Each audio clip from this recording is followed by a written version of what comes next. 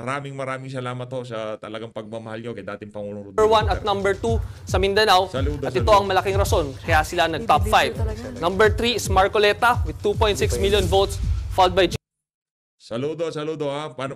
Sumunod Jimmy po si Bondoc, Atty. Jimmy. Philip Salvador, Raul Lambino, JV Hinlo, Vic Rodriguez. So far mga kapatid, puro mga kaalyado ni dating Pangulong Duterte, Camille Villar, Apollo Quiboloy, Amy Marcos.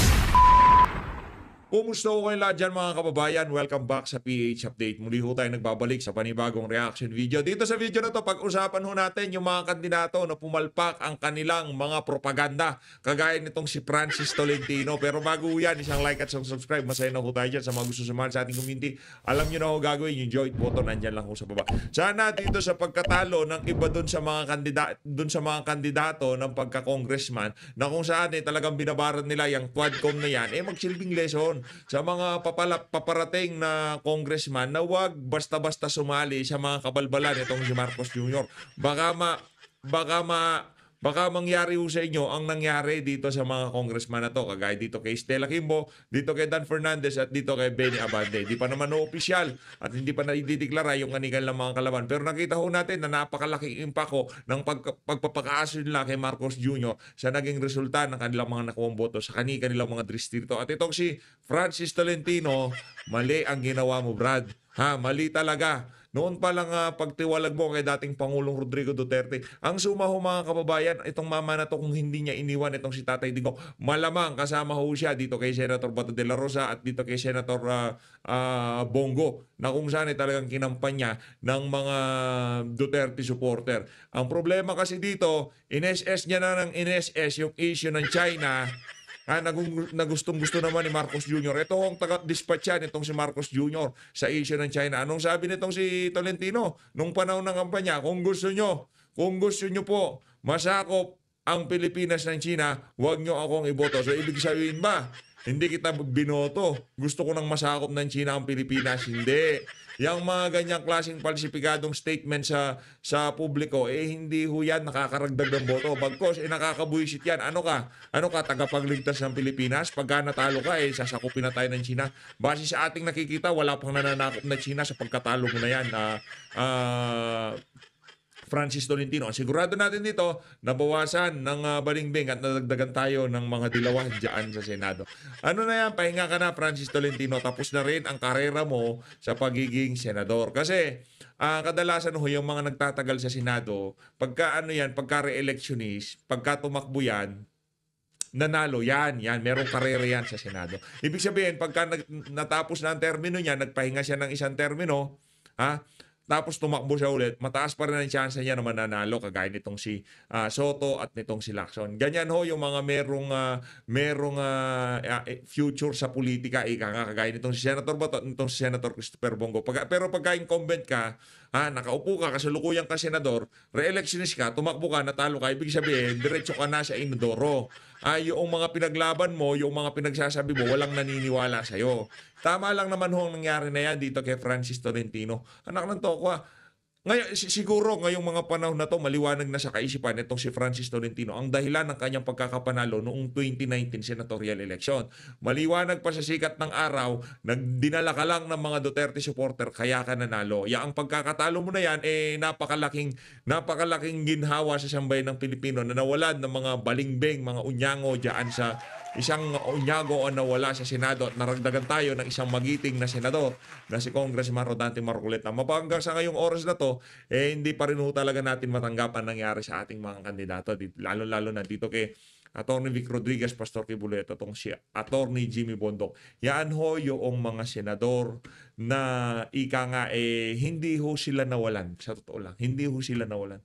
Nawalan ho ang sambayan ng Pilipino. Nakita nyo yung si Atty. Vic Rodriguez, hindi pa ho siya senador. Pinaglaban niya na ho ang budget. Pinaglaban niya na ho ang mga ordinaryong Pilipino. Naging boses na ho siya ng mga ordinaryong Pilipino. Sa samot-saring isyong nagdaan sa ating bansa, sa loob lamang ho ng napakaikling panahon. Ilang buwan lamang ho, pero nakita ho natin, di pa ho siya tumatakbo ng pagkasenador. Wala pa ho siyang plano. Maniwala ho kayo sa akin mga kababayan, wala hong planong tumakbo yung mama na yan. Nakuha lang ho yan sa pilit.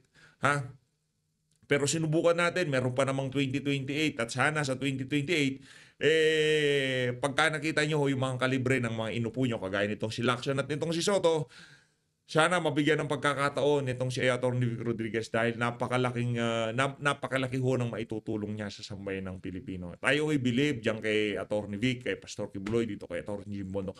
Lahat ng sinasabi nila kay Pastor Apollo Kibuloy, sa maniwala ho kayo sa hindi, puro kasinungalingan lang ho yan. Kung ano ho yung mga kasinungalingan sa AGK, kung ano ho yung mga kasinungalingan dyan sa confidential fund ni VP Sara, kung naniniwala kayo dun sa mga aligasyon na yun, dun sa mga kaibigan ni Pastor Apollo Kibuloy, ang dahilan lamang kung bakit ho siya talagang ginigipit ngayon, dahil kaibigan ho siya nung dalawang individual na sinisiraan na yun. Pero yung mga paninira sa kanya, yung mga black propaganda kay Pastor Apollo Kibuloy, ganun din ho yung mga propaganda dito kay VP Sara, dito kay dating Pangulong Rodrigo Duterte. At para naman dito sa mga taga Marikina, palakpakan ho natin ang mga taga Marikina at Laguna diyan sa Maynila. Maraming salamat sa mga kababayan natin diyan, talaga na mga nanaig ang tama diyan sa mga lugar na yan. Sa Marikina talo ho yang si Teacher Stella at itong si Dan Fernandez, mag-ama ho silang natalo, tumatakbo ng gobernador, yung anak naman ho niya tumatakbo ng pagka-congressman. Siguro sasali siya doon sa Young Guns, pero ngayon nakita ho natin na buwag na ho yung One Guns dyan sa House of Representatives. At itong si Benny Abante, mag-focus ka na lang dyan sa simbahan mo. Wag na ho yung pagdidila-dila mo, yun na lang pagtuunan mo ng pansin. Pagdating sa politika, manahimik na ho kayo. Napakalaking perwisyon ng ginawa nyo sa sambayan ng Pilipino. At ito, napakagandang balita nito, no?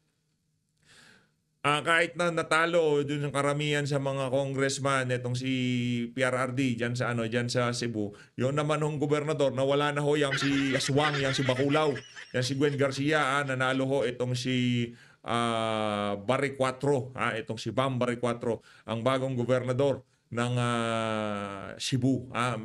Ano ho yan? Napakagandang balita ho yan. At least, di ba, hindi na ho unyango, hindi na ho aso nitong si Marcos Jr. ang nakaupo bilang gobernador dyan. Ibig sabihin, talagang nagsulido Duterte, maraming Duterte supporter dyan sa Cebu. Pero nakakapagtaka, kasi kung binoto mo yung si Barry Cuatro, parang Pambari Cuatro, malamang sa malamang, iboboto mo yung mga congressman, mayor o kung sino mang mga kandidato nitong si Vice President Sara Duterte dyan sa lugar na yan. Rekta na ho tayo kung ano nga ba ang naging resulta ng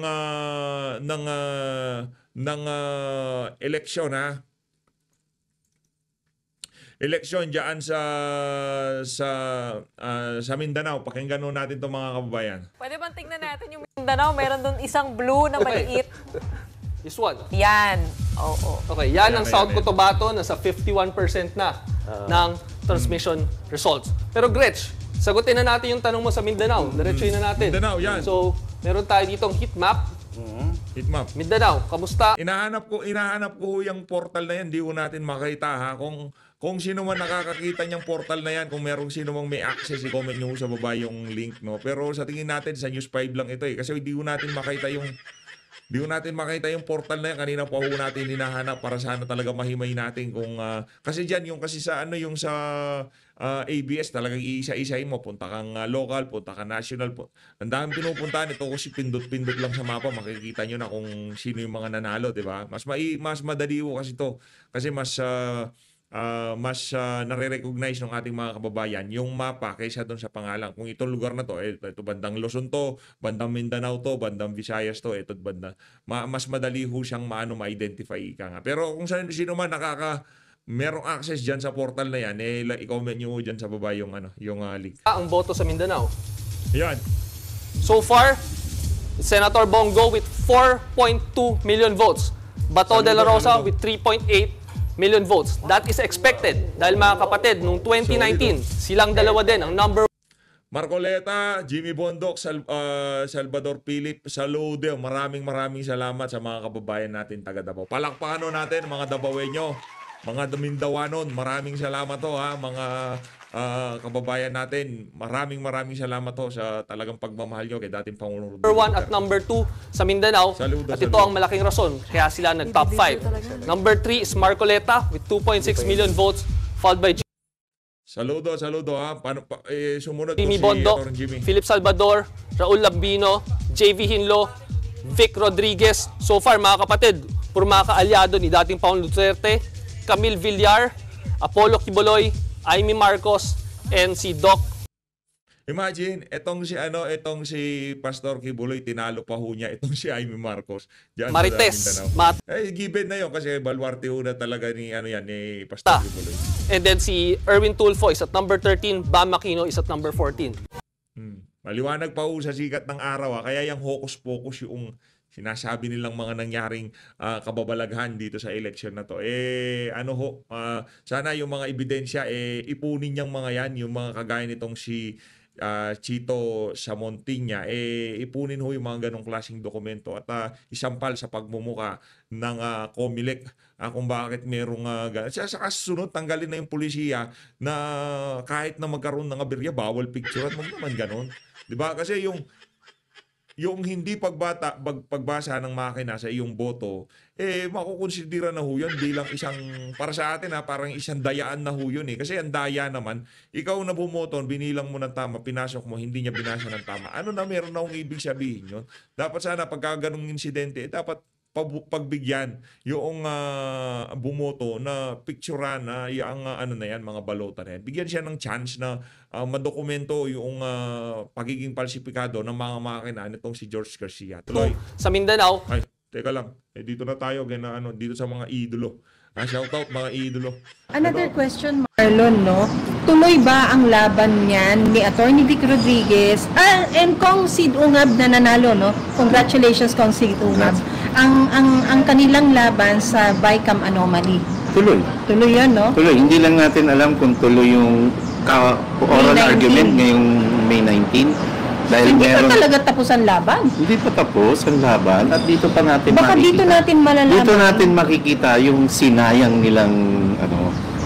nilang isang Attorney Vic Rodriguez na dapat makikipagdebate sa plenaryo sa Senado. Ito. Galing, para na nating nakikita yung yung tipong magiging pamamayagpag nitong si Attorney Vic Rodriguez. Narinig nyo ho yung bawat talumpati niya sa mga Siya ho hindi siya nagsayaw, hindi siya kumantay, wala ho siyang ginawang kung ano-anong kawakihan dyan sa mga entablado ng PDP. Hindi ho siya ganun. Linatag ho niya plataforma at kada bitaw ho niya, kada speech ho niya, meron ho siyang baon na bago na hindi kagaya ng ibang mga kandidato na kung ano sinabi dito, sinabi doon, magkaparehas na yan. Hindi. Si Atty. Vic, pagka yan lumabas, kung anong kargada niya dito sa na to, makakaasa ka merong ibang flavor na ilalatag yan sa susunod na pinapanood ho kasi natin lahat yan. Yung iba hindi na ho natin na-upload kasi sa dami ng kaganapan, no? Hindi na ho natin, kasi yung ibang mga vlogger, pinapasadahan na rin naman. Pero lahat to ng speech mula kay Pastor Apollo Kibuloy hanggang dito kay Doc Marites Mata, pinapakinggan ho natin mga plataforma nila. At naghahanap po tayo nung yung tipong yung kagaya kay Pastor Kibuloy, ang ganda ho nung analogy niya, no? Bibili ka lang ng katol, tatanungin mo lahat ng features niyan. Bibili ka ng electric fan, tinatanong mo kung merong yan, di ba? Kung merong mga safety pictures. Pero sa paghahalal natin ng senador, isang shade lang, wala nang tanong-tanong, basta binigyan ka ng ganito, ganyan, okay na, hindi ho ganon. Kung dun sa simpleng bagay, walang, kung ano-anong pinagtatatanong natin, bibili ka nga lang ng tsinelas, talagang ulang na lang lahat ng sizes, lahat ng ano ba to? Ano bang uri ng plastic ito? Ano ba to? Matibay ba to? 'Di ba? Ganun yan. Magtatagal ba to? Yung tsinelas nga lang, tinatanong mo yung kung ano-ano, tapos pagka senador, wala nang tanong-tanong, basta sikat ang apelido, kesyo pabalik-balik na lang sa Senado, iboboto na kagad. Hindi yung ganun yun. Ito yung nakikita nating panalo na hindi nila madadaya. Mismo. Sa kanilang oral argument, sa kanilang talino, sa pagbabalangkas ng issue, sa kanilang paghahatid ng impormasyon sa tao, at sa kanilang pangingwestiyon at pagtatanong ng tamang mga kwestiyon kung nasaan na ang kaban ng bayan. At dito makikita yung credibilidad ng Supreme Court kung meron man. Di ba? Kasi alam natin na ngayon maraming nagdududa, maraming pintas ang natatanggap ng Commission on Elections na sana yung kataas-taasang hukuman na sila na lamang ang pinakahuling pag-asa patungkol sa garapal na korupsyon sa pamahalaan, sana hindi sila magpagamit sa impluwensya ng palasyo ng Malacanang. Pangalawa syempre, Marlon, no, gusto rin natin bigyan ng ating matinding pagbati si Vice Mayor Baste Duterte ng Davao City at ang ating ama, ang pambansang ama na si Tatay Digong as the new mayor of Davao City. Ang huri Oh, para sa mga sandali lang, masingit lang ako mampama. O para sa mga mga umahawak ng matataas na pwesto sa pamahalaan. Nakita ko lang tong si Benhur hindi porket DILG secretary kayo, yung mga matataas na pwesto na hawak ng gabinete, yung mga pwesto ng gabinete na matataas ang pwesto, huwag yung isipin na pagka hinawakan nyo, magiging senador kayo ha. Pagka nag-coops kayo, at nagpakatuta lang kayo kay Marcos Jr., hindi ko kayo magiging hindi kayo magiging senador. Tingnan niyo si Benhur. Naku, billion ho. Sa tingin natin billion ho ang umalagwa dyan sa sa kampanya nitong si Benhur. Kaliwat kanan, kahit saan kayo tumingin, merong abalos, merong TV commercial, merong sponsor post, merong billboard, merong kung ano-ano, daming abalos. Ha? Pero anong nangyari ho sa kanya? Diretso pa rin ho siya sa inodoro kasi linaglago siya ni Marcos Jr. ko, Marlon, baka laruin na naman yung mama. Kasi sa condition niya ba na siya ay nandun sa ICC, will he be allowed to take oath? Pero the good thing is, if hindi siya bigyan ng pagkakataon na yun, which should not happen, dapat talaga mag-oath siya, walang kolang ICC kung siya ay disqualified or anything, it is still Mayor Baste who will lead Davao. Pag hindi nila pinayagang manumpa ang isang Tatay Digong, lalo lamang magagalit ang taong bayan at lalo lamang itong magiging sanhi ng divisiveness sa At saka yung botong nakuha ni Tatay Digong, 600,000 dawawenyo. Ketang baluslos, 100,000 plus lang ho. Ganun ho kadami ang nagmamahal dito kay dating Pangulong Rodrigo Duterte dyan sa Davao City. No? Ay mga Nograles, night, tulog na kayo. Wala na. Kahit gabinete, wala na kayo, hindi na kayo bibigyan ako presidente. Kukunin kong mga undersecretary o kung ano-anong pwesto sa pamahalaan. Para saan? Anong makukuha ko in return? Sa mga Remulla, meron. Cavite, yun. Pero sa bagay, di ba, Cavite. Pagka national, pagka presidente, importante din ho kasi yun. May mga baluarte, yung mga malalakas sa mga lugar-lugar na yun.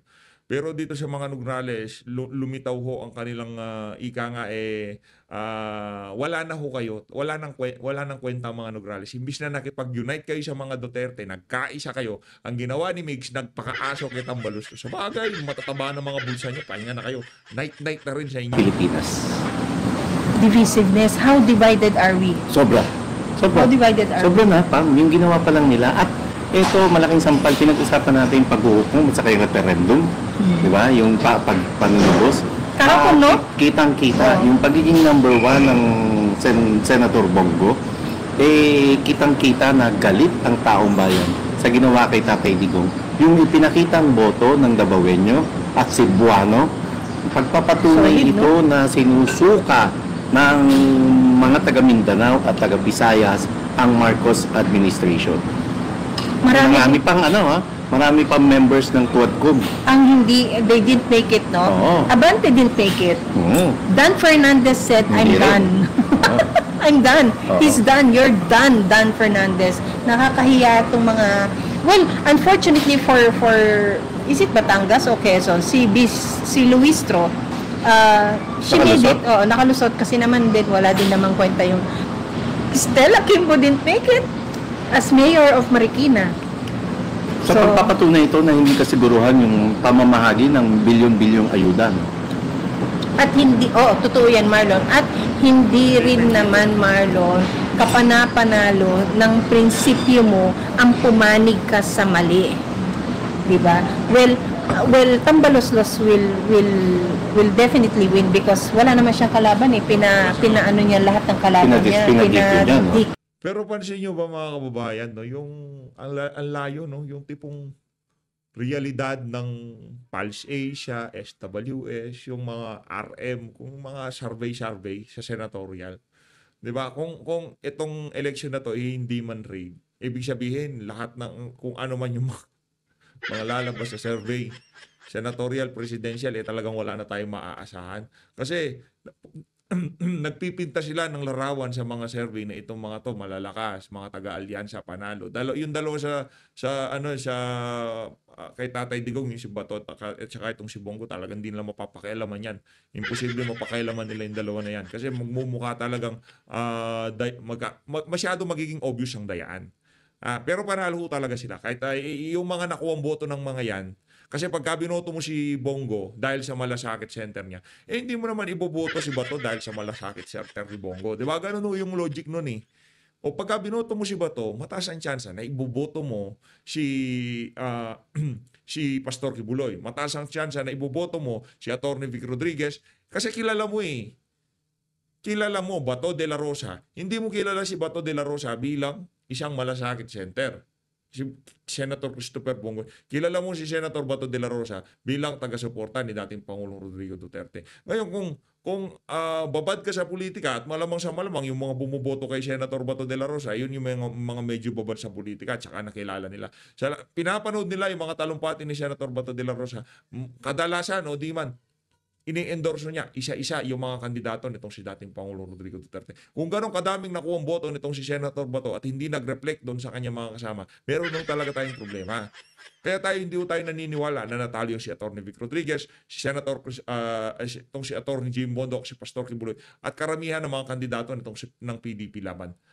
Kung tanggapin man nila na yung talo na sila o kung ano pa man, nasa kanila yan. Pero marami yung ebidensya na hindi nagme-make sense yung naging resulta ng eleksyon.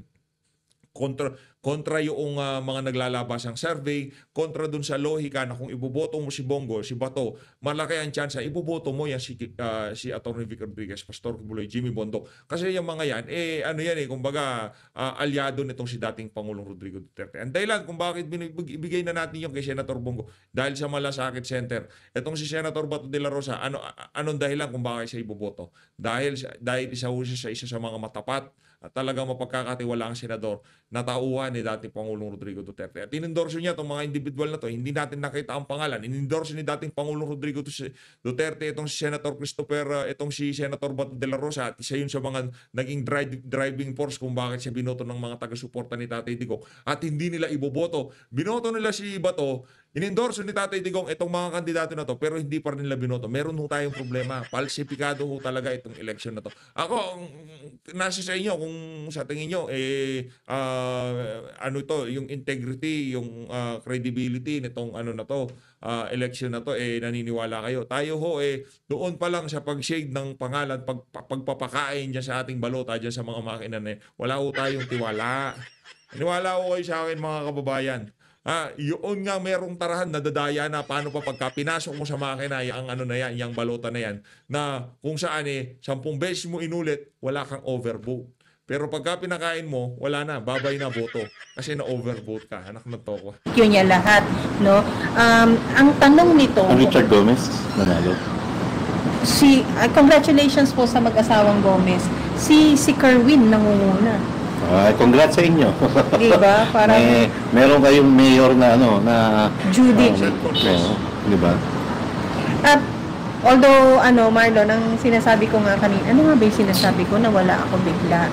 Yung yung mga Quadcom, ano ang magiging game changer sa House of Representatives sa pagpasok ng, is it the 20th Congress now? 20th Congress, no? Na, ang mga tao ba ay bibira pa rin? Because this year now becomes how lame of a duck the president is. Ang galing mo ron. Ngayon pa lang lame duck na. First year pa lang, we all know na lame na eh. Usually, ang pagiging lame duck ng isang Pangulo, ito yung 1 year before ka umexit sa palasyo ng Malacanang. Pero ngayon, parang sinampal ng kaliwat kanan, higit lalo. Yung kapatid niya na si Amy Marcos, muntik pa malaglag. Nakakuyapit sa numero 12. Kuyapit? Diba? Oo. Yun yung muntik-muntikana na. Tapos Marlon, ang inaano ko kasi ML, yung party list ng Dilima. Ang another question dyan is, will these people now try to jump ship? No? Kasi pagdating in a matter of sa mga hindi pa nakasubscribe sa Third Floor Studio, no, sa tingin naman natin, di naman titigil yung mga iniidolo natin na yan. Kahit na tapos na eleksyon, sa tingin natin, mas iigting pa, mas titindi pa ang pagsasalita nitong mga iniidolo natin ngayon sa social media. Subscribe po kayo diyan sa Third Floor Studio. Yung mga ano ho yan, siguro ngayon naniniwala na kayo sa akin. Sa mga vlogger na naglabasan, isa ho sila sa mga rising star kung tawagin. Hindi lang ho napatawag yang si Madam Pamela sa Tricom. Pero kung sakaling napatawag ko yan sa Tricom, sinisigurado ko sa inyo mga kababayan, malupit din ang magiging performance yan kung ikukumpara natin doon sa mga vlogger na nagsalita diyan sa Tricom. Swerte lang swerte yang si Abante, hindi niya pinatawag itong si Madam Pamela. Kung pinatawag niya, nakita niya yung mga katarayan nitong alin na to. Floyd. Months, Marlon, wala na ang 2025. Nasa 2026 na tayo. 2026, end of 2026, VP Sara said that she will decide and she will declare if she will run for a higher office. Eto, kagabi nga ho, napaisip tayo. Nagbilang na ho tayo kagad, mga paparating, ganitong bilang, yung mga dadatnan, ito yung mga bilang, impeach ba si VP Sara? May pag-asa pa. So tingnan naman natin, hindi may impeach si VP Sara. Hindi dito sa kongreso na to. Hindi siya mai-impeach kahit subukan pa nilang paulit-ulit. Hindi ho mai-impeach si VP Sara. Wag na ho kayong matakot. Nasa safe zone pa ho si VP Sara ngayong mga panahon na to. Ngayong mga panahon na to. Kung kahit sinong pumalit dito kay Amy Marcos, dito kay Bong Revilla, Amy Marcos, at dito kay Ben Tulfo Bitag, dito sa tatlo na to, medyo, lang yan, magkakaparehas lang naman yan. Wala naman tayong may tatabi sa tatlo na yan. Yung si Camille Villar talaga, tinatabi natin yan dahil kahit pa paano yan, merong siya talaga sila sa mga kaibigan ng mga Duterte. Pero, doon kay Amy, kay Bong, at dito kay Bitag, ano ho yan, di naman tayo sigurado kung ano magiging boto ng mga yan. Hindi kay Amy sigurado hindi na boboto ng impeachment yan. Hindi niya i-impeach si VP Sara. Kapal naman ang mukha niya, di ba, kung sakali. Medyo nasa safe zone na ho tayo, no?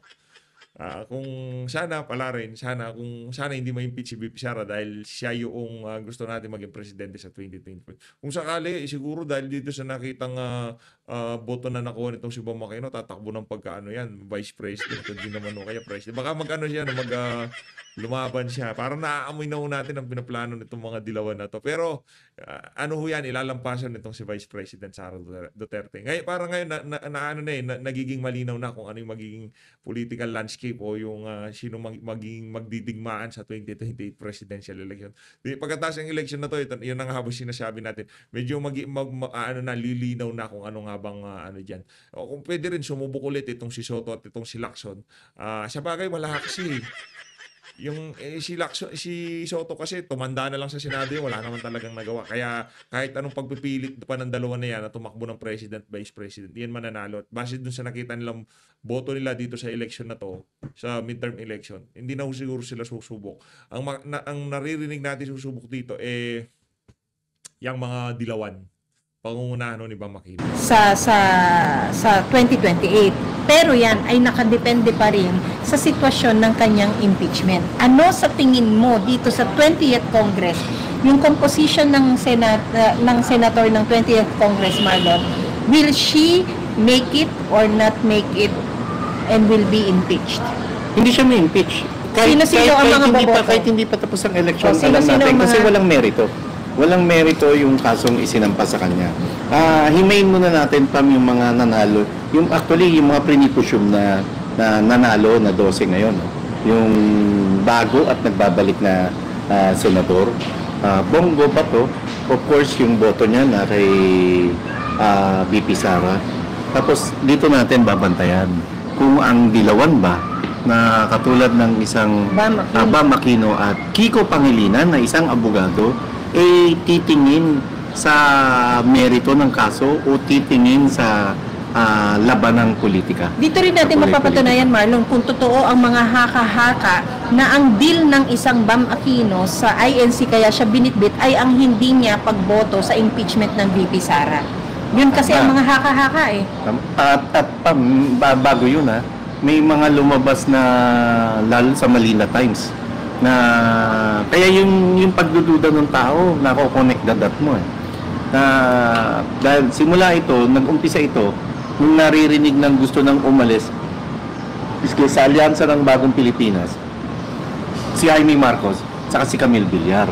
At napabalita naman na kinukonsidera ng administrasyon na kunin nila o suportahan nilang palihim ang kandidatura ni Bam Aquino at ni Kiko Pangilinan. And true enough, tingnan natin ang kinalabasan ngayon ng resulta ng nakaraang halalan.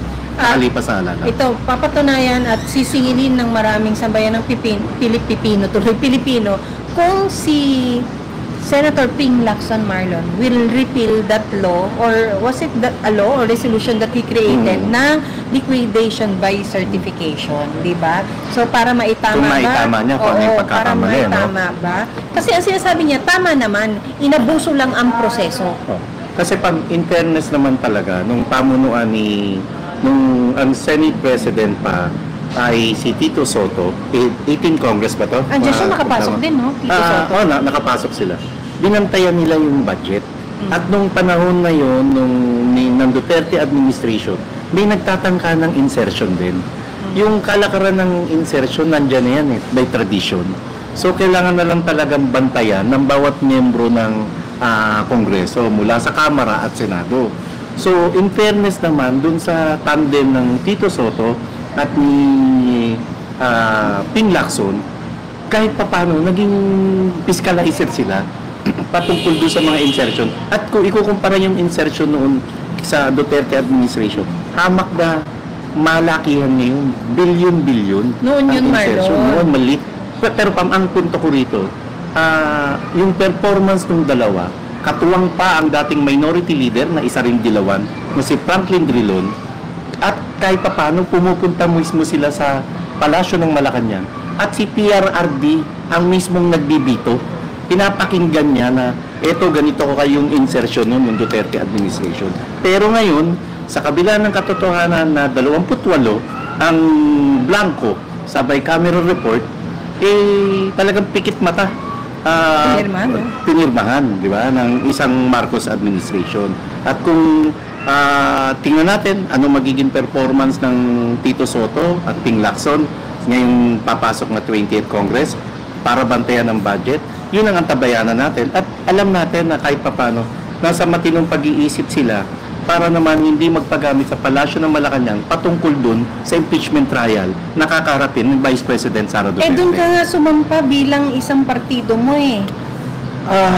Sa alyansa ka nga eh. You have to give back. Yan ang hindi pinakamaganda sa pagiging ilalim ng mga partido o pagiging ilalim ng mga nag-finance sa'yo. Dahil you have to riresibuhan mo yan. Eventually, ano ang singil sa kanila? Yun ang tanong.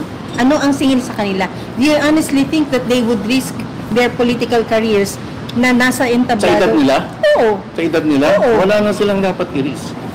Ini-risk na nga nila eh. They were heavily criticized when they joined Kaya nga Alyansa. wala na nga sa kanila na nasa balag ng alanganin yung kanilang karir.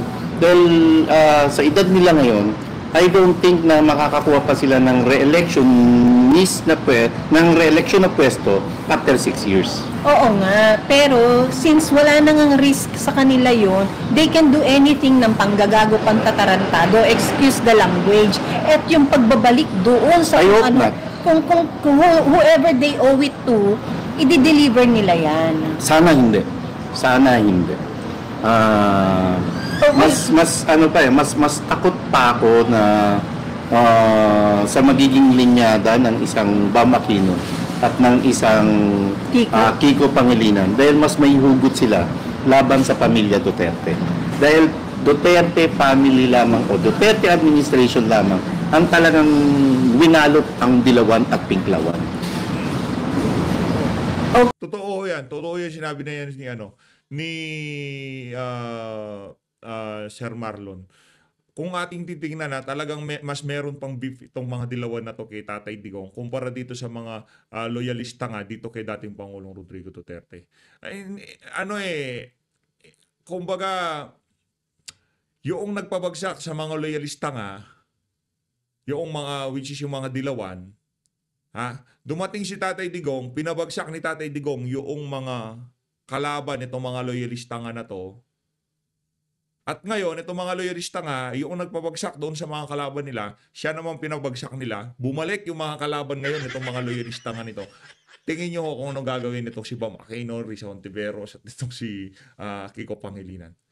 Wala na yung mga kung sakali na ma-impeach nila si VP Sara. Kung sakaling ma-impeach nila. Ngayong mga panahon na to, nagbibilangan tayo, base sa ating bilang, hindi nila basta-basta may impeach si PRR, si Vice President Sara Duterte. Medyo malabo. Okay. How old, kasi nabanggit mo yung edad nila Tito Sen, no? How old is Amy Marcos? 60 something, 60. Amy, 69. Senior na rin. Okay, 69. She's over senior, 69. Yes. If she has another 6 6 years, years. 75 na siya. And by the time na 75 siya, will she still be physically healthy to run for another public office? Because last term niya ba to? Hindi pa, no? May isa pang siyang term after 2032? O may isa pa siyang term? Ang akin is, mas panghahawakan ko ngayon yung pwestong ibinalik kay Amy Marcos kesa sa mga bagong nandyan na asahan mong magligtas sa'yo. Kasi, Tama naman. this time around, yung usapin ba ng pagbabalik or yung pagre-resibo sa tulong Marlong, she owes it now to VP Sara Tama to naman. make it right for her father to be freed from ICC. At saka payback time para sa pwesto ni Amy Marcos sa sitwasyon niya, para ipamukha niya naman Na ibang Marcos siya. Na ibang Marcos siya. Oo. At yung pamahalaan ngayon ay hindi pamahalaan ng Marcos, hindi pamahalaan ng Araneta at Romualdez. Yes. Diba? Higit lalo yung sa sa Camille Villar, tama. Grabe yung nangyari sa nanay. What do you call her? Bimpo. Bimpo. Oh, diba? Bimpo. Grabe batang itinulak ng magulang sa politika. Higit lalo yung kay Camille Villar. Grabe yung nangyaring pagkatalo ni Ma'am Cynthia Villar sa pagkakongresista dahil ang tumalo sa kanya ay isang quote-unquote never heard Sino? sa Las Piñas. Yung lalaki, sorry, hindi ko sa memo, pero ang layo at pulling away. At maraming nagsasabi, maraming naghihinala na kaya ganun ang kinasapitan ng isang Cynthia Villar dahil na rin sa epekto nung paglipat ng isang Camille Villar mula sa alyansa patungo sa bakuran ng mga Duterte. At hindi man nila agad na nasungkit na matalo ang Camille Villar sa Magic 12, dito nila kinana yung nanay. Ito nila dinali. And look what happened also to Bong Revilla. Bong Revilla nasa laylayan. Alam mo bakit? Ang mga anak ni Bong Revilla hindi bumoto sa impeachment, hindi pumirma sa impeachment complaint kay BP Sara. At tinitingnan to, naganti ito ng administrasyon sa Bong Revilla. Totoo yan. At yung mga nakikita nilang hindi na magiging asset pa dyan sa House of Representatives, talagang sinisibak nila. Sino? Yung mga kinabubisita ng tao, si Dan Fernandez, si Stella Kimbo. Tingnan nyo may pattern talaga eh. Yung mga kinabubisita ng mga tao na hindi na nagiging nakakadagdag pa ng nakakapagtrabaho ng maayos dyan sa House. Yang si Kimbo, sa bagay si Kimbo tapos na yan, di ba? Mayor Ruata ng Marikina ang tinatakbuhan niya. Itong si Dan Fernandez, lahat to nang wala ng pakinabang sa administrasyon, yang si Paduano, wala to sila. Ang si Benny Abante, wala na ho kasi. Wala na silang, kung sakaling makapasok sila dyan sa House of Representatives o makahawak silang person, hindi na ho sila magiging asset sa pamahalaan. Kaya yung tipong pag-boost, doon sa mga kandidatong kagaya nitong si Bam Aquino at nitong si Kiko Pangilinan, hindi na ho nila ginawa doon sa mga congressman nakaalyado nitong si Tambaluslos. Wala na eh. Yung mga magiging prosecutor sa impeachment ni VP Sara, talagang pinilit ho nilang papanalunin. Si Luis Tro, yan si Joel Chua, yung mga magiging prosecutor. Kailangan ho kasi nila, kailangan yung sa PPP party list, yung sa 4-piece party list, kung di tayo nagkakamali. Yung mukhang bakulaw na lalaki. O, yung mga magiging prosecutor dyan sa impeachment ni VP Sara, dahil sila na ho yung nag-aral, sila na yung kumbaga, meron na silang kanya-kanyang trabaho, hindi pa nag-uumpisa. Yan si Rod Gutierrez, hindi pa nag-uumpisa impeachment trial, binigyan na ho sila ng kanilang mga assignment, kaya hindi na ho sila pwedeng tanggalin bilang mga congressman. Meron ho silang ika nga, ano na sila guaranteed na ho sila na mananalo ng pagka-congressman ngayong 20th Congress. Pakinggan natin. Oh, talaga ba? May ganong, Galing mo sa ganyan. may ganong, di ba? May kita mo, ano nangyari sa isang Bong Revilla na, siya yung tinutukoy ko na isang Bong Revilla na talagang crowd drawer, na talagang tinitilian, iaangat lang ang shades na gano'n, talagang ang tilian ng tao, sobra. What more pag tinanggal pa shades? Diba? Galing. Tama, hindi ko na-assess yan. Nakakalipot nila yung ano. Hindi talaga bumoto ang mga Revilla. Hindi bumoto ang mga Revilla. Pero ito, Marlon, i-correct niyo po ako kung mali si ako. Bong Revilla din ang ikinasira ng maraming survey firms. Laging nasa taas yan. Yun yung mabigat. Tapos ngayon wala siya. Yun yung mabigat. Alam mo, mga tae na lang itong mga survey firms na to eh. Parang, mas nabuking kayo na kayo ay para sa inyong mga sari-sariling bulsa at hindi totoong datos ang inyong kinakalikot o pinapakita sa maraming tao para magpahayag ng kung ano ang mga tamang impormasyon. Tapos ngayon binabanggit ng mga survey firms na to na galing daw sa mga millennial o galing daw sa mga Gen Z Millennial Z na boto yung nakuha ng Bam Aquino at saka ng Kiko Pangilinan. Ako sorry maniniwala ako dyan. Gusto ko maniwala dyan because yung pamangkin ko high school and alam mo yun, hindi siya, minsan gusto ko siyang i-call out sa GC namin na parang, Neng, kung alam mo na ang kondisyon ng bansa natin ngayon, doon ka magpahayag ng political ano mo. Kaya lang, syempre, ikakatuwa mo rin kasi bata, may sariling opinion. Against all odds siya sa family members namin because we were all for the Dutertes and siya talagang pink siya and bam and yung mga ganon. So we let her. Tapos kasi sa mga millennials na to, I think it's not about it's the trend, Marlon. For me, yung vote nila is a, dahil yun ang uso, it's a trend hindi vote. na ipaliwanag sa kanila na Yes. sa kanila kasi yun ang mahirap sa murang edad nila utak trapo na sila. It's a Sa trend. murang edad nila, ang thinking nila na walang ibang matinong politiko sa kanila kundi Leni Robredo lamang. Pero wala bang nagmulat sa kanila na may mga malalaking bagay, may mga magagandang issue ang lipunan ang dapat yung pinag-aaralan at dapat yung dapat Ganda ng talakayan nila. Sarap talaga makinig dito. Kaya kung di pa kayo nakasubscribe, ako yun. Nag-subscribe na kayo. yung ninanamnam, dapat yung hinihimay. Ano-ano yun? Yung mga usaping panlipunan. Yung bicameral report, yung blanco, tama ba yun? Saan tumayo ang Bam Aquino at Kiko Pangilinan patungkol doon sa binunyag nila Atty. Vic Rodriguez at Congressman Sid Ungab? Yung ipinangakong 20 pesos per kilo ng bigas. Bakit nasan ngayon yung mga millennial votes?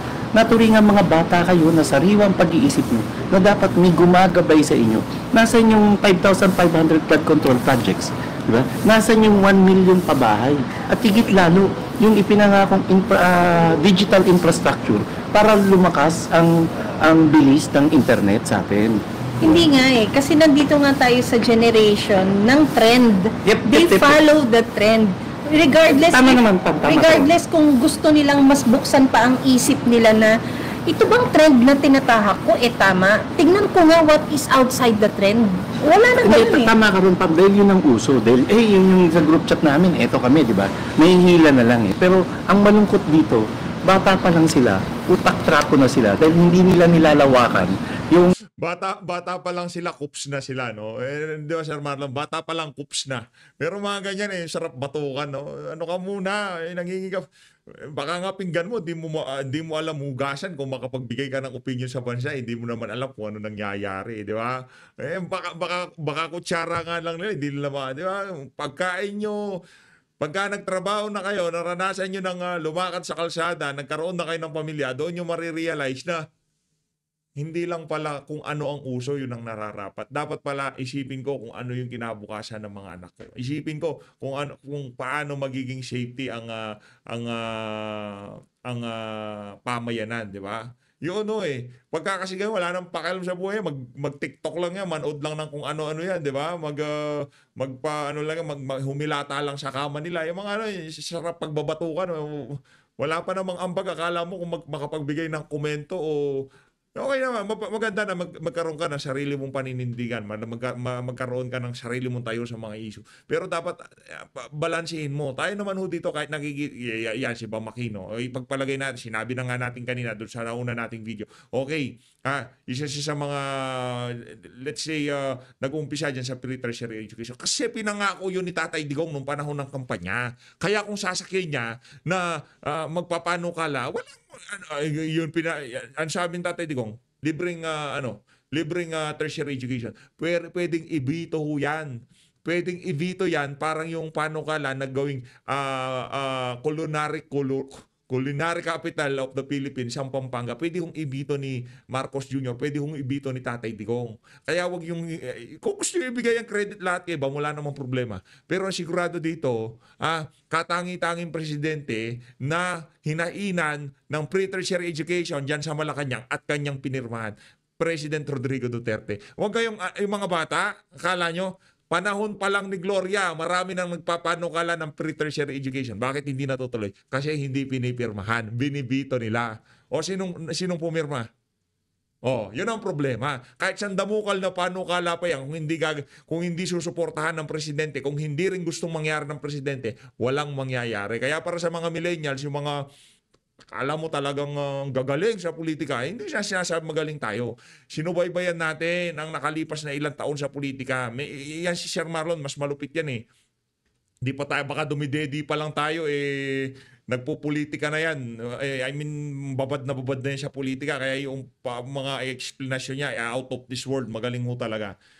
Mahusay. Yung kanilang political outlook. Meron din akong assessment dyan.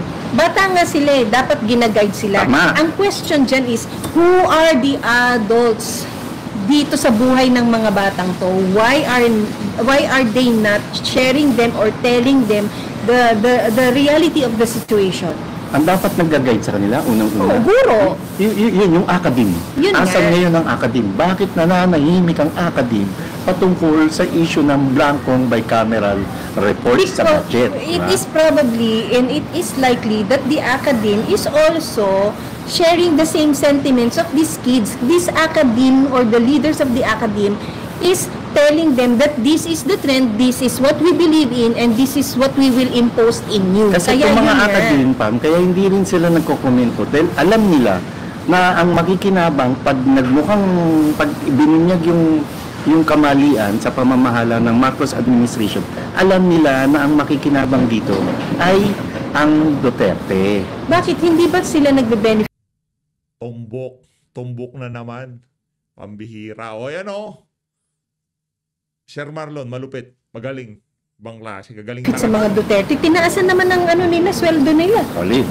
Binigay yung mga dignidad na dapat sa kanila. Tinanggal sa kanila ang maraming ministerial at administrative work. Yun ang masaklap.